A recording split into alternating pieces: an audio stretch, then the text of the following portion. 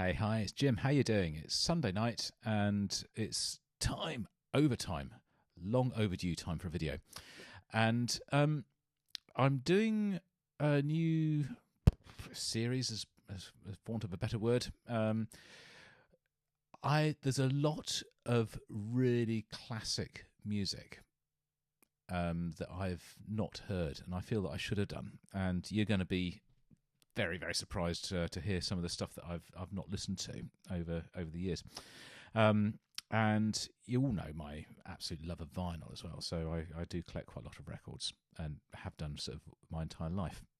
And I have been collecting for the last year or so since the channel. Well, no, actually, probably the last 3 years since the channel's been going. Some vinyl of bands that I really feel I should be listening to and have listened to, but hadn't done.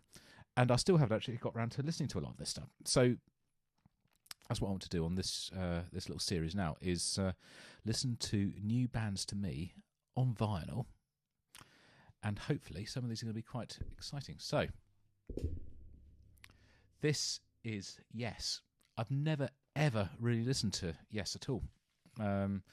I know who they are and that they've been massively influential, hugely important band.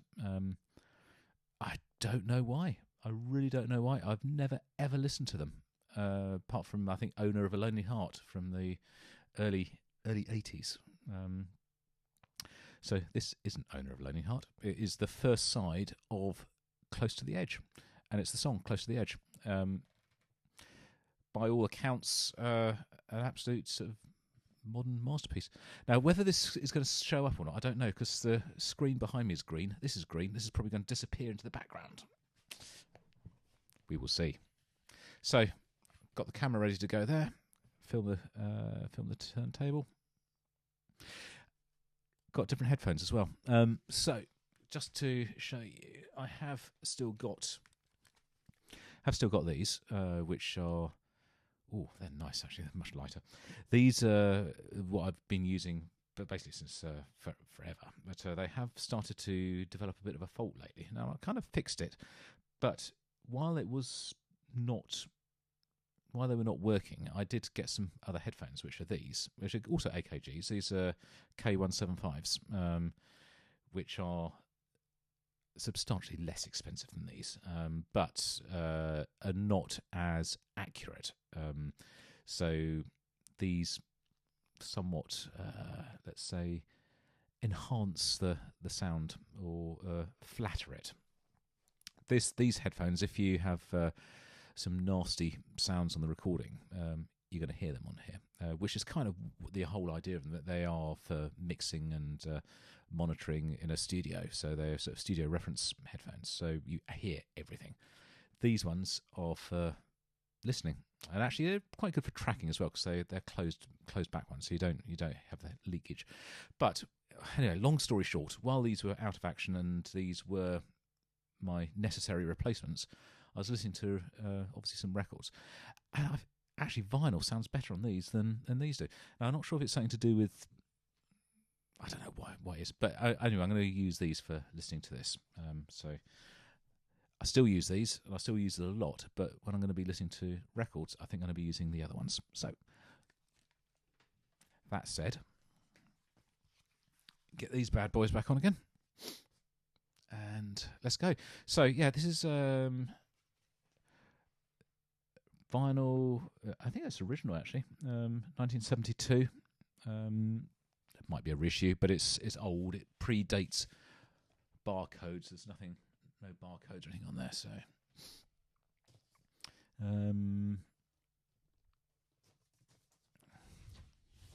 let's go.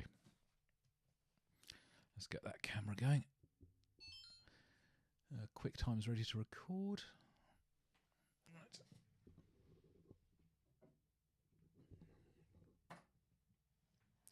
So that's going.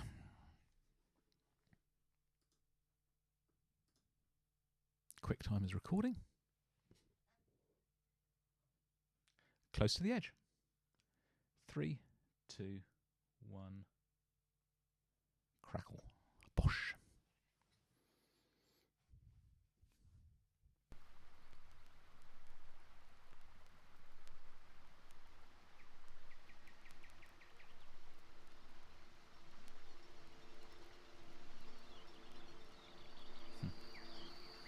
Feels like I'm in a ambient thing.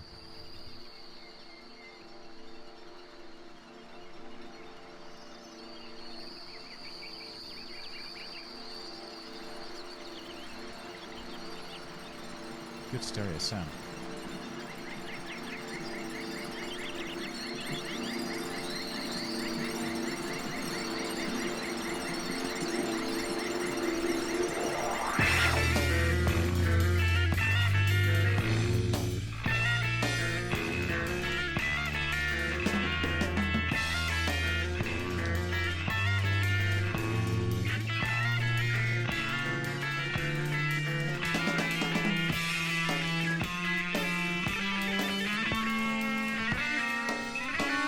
Guitar sounds a bit blimey.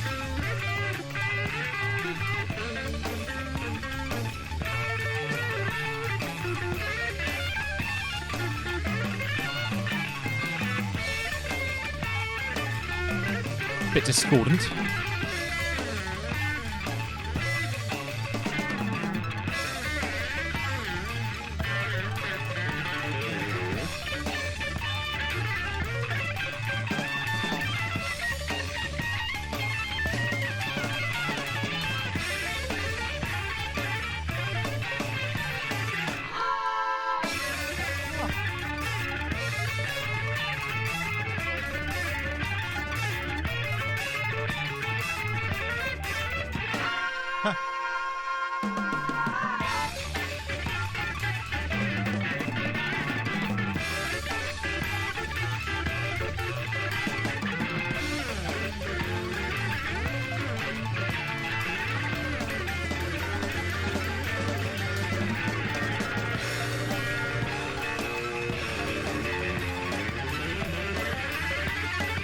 Bill Bruford.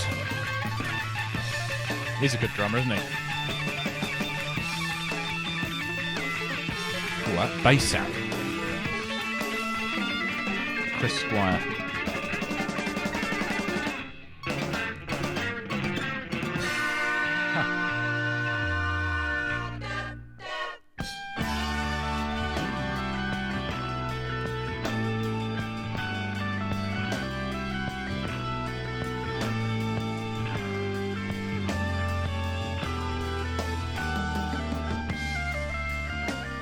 Love the change.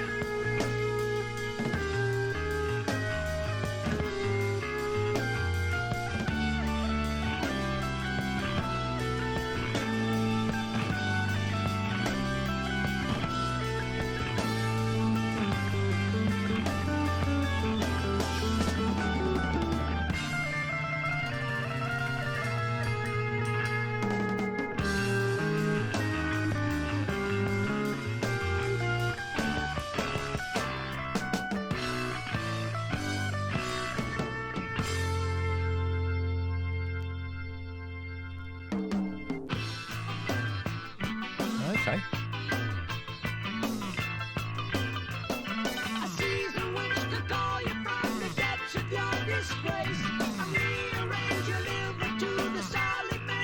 Sounds like Wishbone Ash.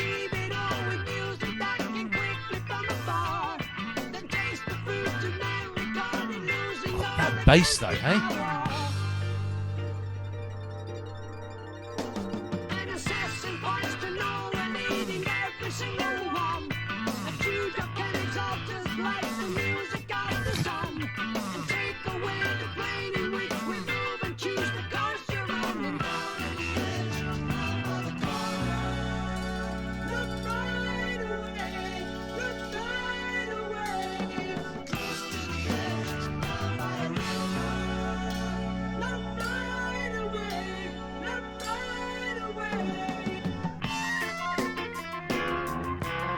I don't know where this is going.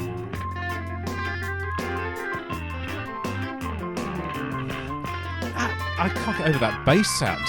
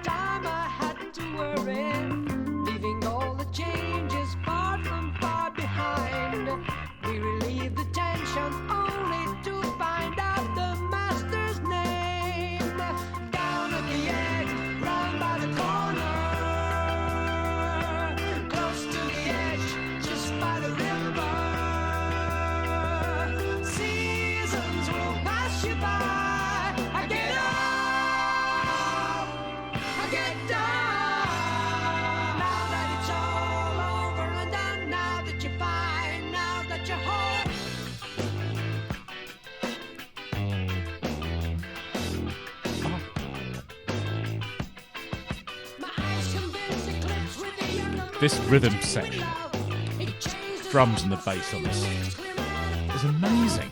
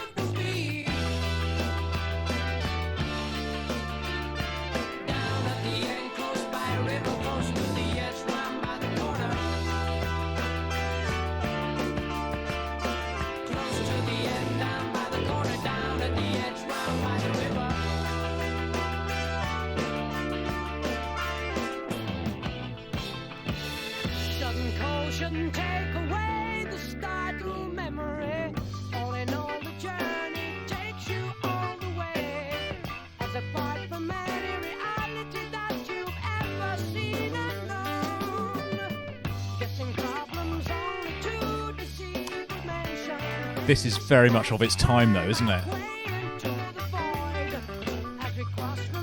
Brilliant. You can hear this is... I don't know if it's something to do with the recording values, but it's got a very, very 70s sound to it.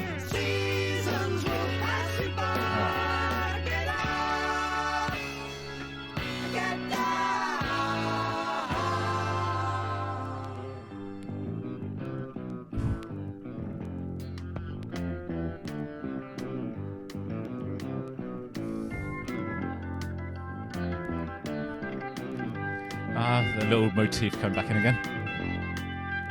This is Rick Wakeman, isn't it? Yeah.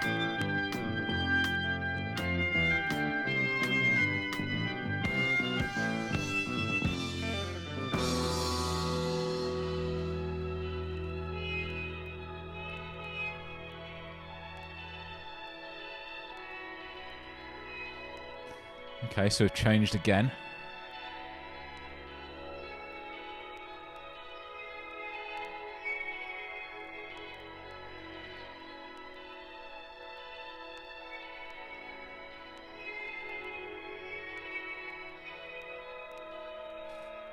Hope it's not too crackly. I've cleaned all this, so it seems to be picking up a bit of fluff on the old needle over there.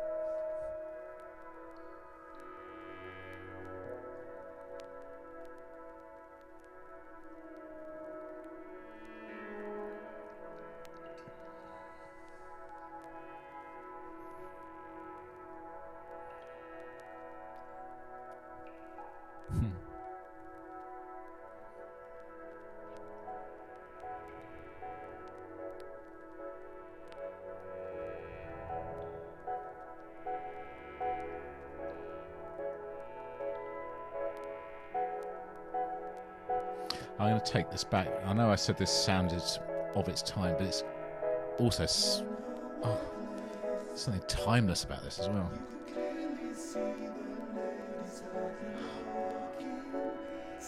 It's beautiful.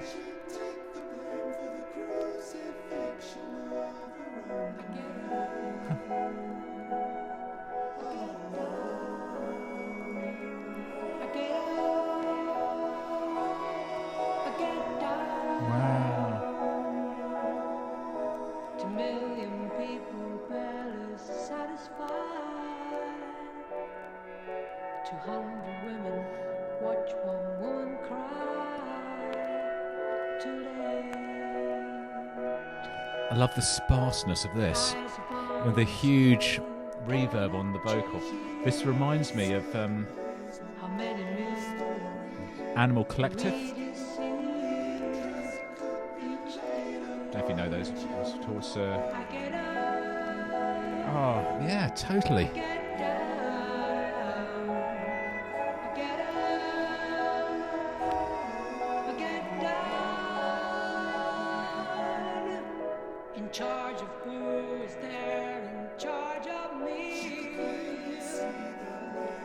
might have gone blinded and say I see the way. The truth is written all along the page. How old will I be before I come of age? For you, I get up, I get down, I get up, I get down, I get up, I get down.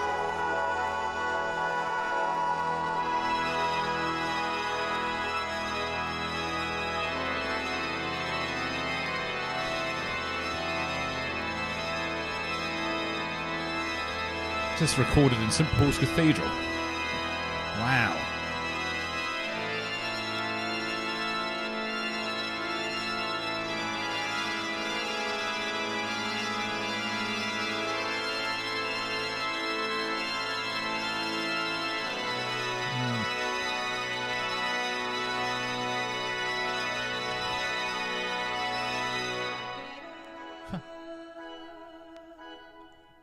I get down,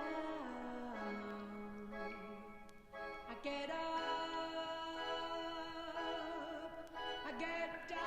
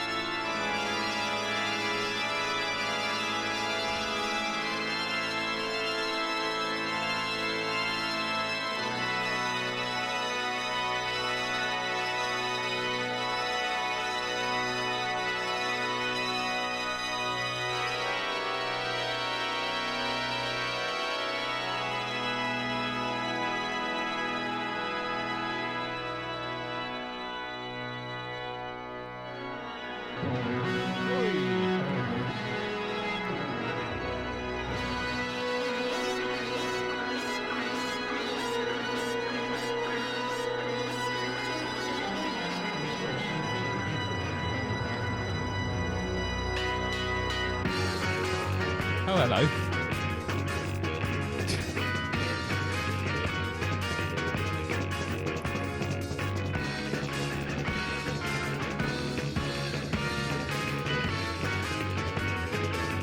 I don't know if any of you, there was a children's program in the 1970s called Rhubarb and Custard, and the music sounded like this. I'll try and find that and put it on here at the end.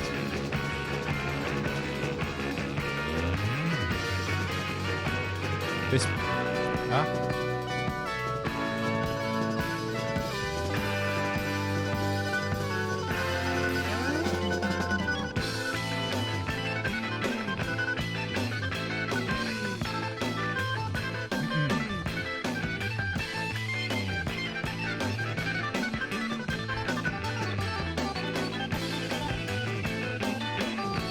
Bass again.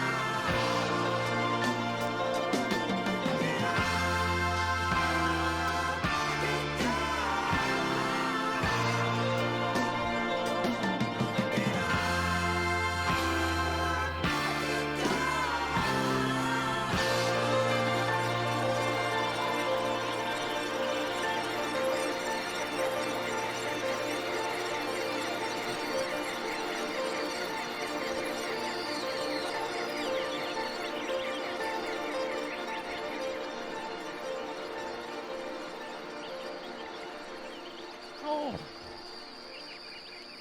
It finishes like that, does it?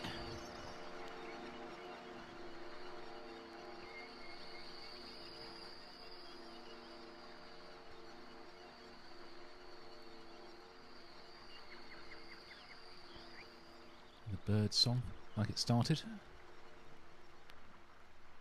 Wow.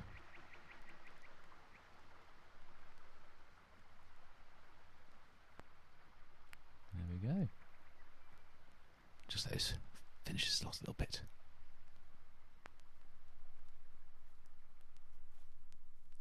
It's finished. Right.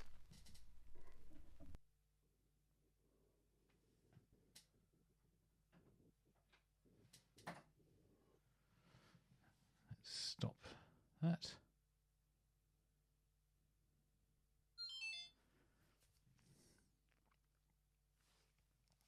I'll take these off.